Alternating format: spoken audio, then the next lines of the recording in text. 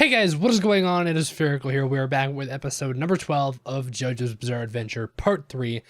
Last episode, again, last two episodes were awesome. I loved the Hanged Man stand. Again, for me personally, I think it was definitely the most interesting stand we've seen so far. Not my favorite, I don't think, like in terms of the one I like the most, but I definitely think it's the most interesting one to explore. What would be my favorite stand right now? It's hard to say. Probably Silver Chariot, mostly because I believe Silver Chariot's probably the one we've seen the most recently. Silver Chariot and Abdal's Magician's Red, I think, are the two that we've seen the most, just in general. Aside from maybe JoJo's Star Platinum, I guess. We don't really see a Hierophant Green very often at all from Kakyoin, and then all of the other, stands from Dio's members. I don't think any of them really struck me as too crazy. The only one I think would be Hanged Man that I thought was really cool. Yeah, I'd say Silver Chariot right now, but it's hard to say. I don't think I've seen one stand yet so far that's really struck me as, holy shit, this stand is awesome. This is definitely my favorite, you know what I mean? So if one does come along, then I guess that one will be my favorite. But right now, it's a tough choice. Yeah, last episode, there's only,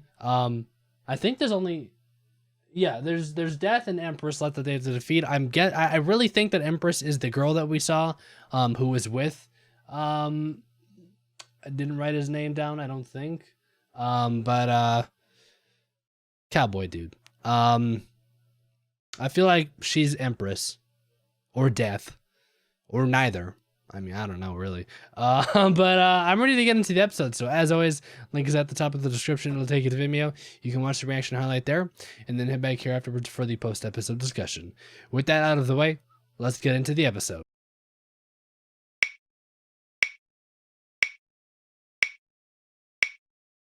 All right, guys, that was episode number 13 of JoJo's. I was gonna say Hunter x Hunter, and then I'm like, no, that's not right. Then I was gonna say Mob Psycho 100, and I was like, no, that's not right either.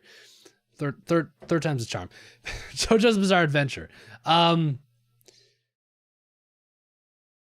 So is this the first like physical stand we've seen outside of the boat? I guess the boat would be the other one. So I'm guessing Empress, like this is the first stand we've seen that's kind of like an organism of sorts. So I wonder, I kind of mentioned in the reaction, like the whole face thing and stuff is the stand, but I wonder if maybe like people who see the stand just see the normal wound that was there underneath the being, like, cause people could see it, but we never saw people explicitly say that what they saw was like a humanoid thing. They just saw that this dude had some thing on his arm, right?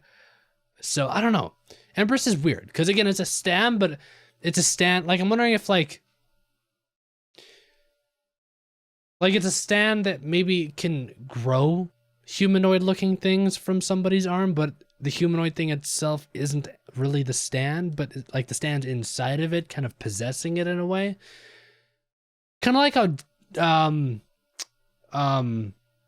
the whatever Ebony something from Devil the Cursed, his stand could like possess like things like a doll.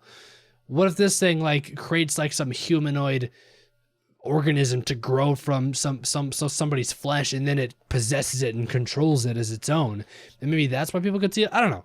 There's a lot of questions with stands, but sometimes it's up to you to make your own interpretations, it seems like. Are there any other examples of like physical stands like this? I guess, again, the only two examples of stands being seen by normal people that I can remember are the boat and Empress. And the one thing that those two things had in common were there were physical things that could be interacted with by normal people. So again, that's my guess. There are physical stands, there are normal spiritual stands. Like, I don't know. I don't know. It's not really too important, but I want to know. So there's only Death now. things are moving fast. Like, things are moving fast. I'm actually thinking about this not too long ago.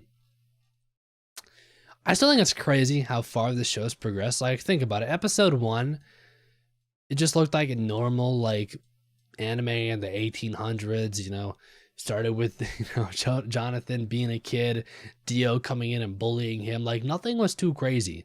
And here we are now.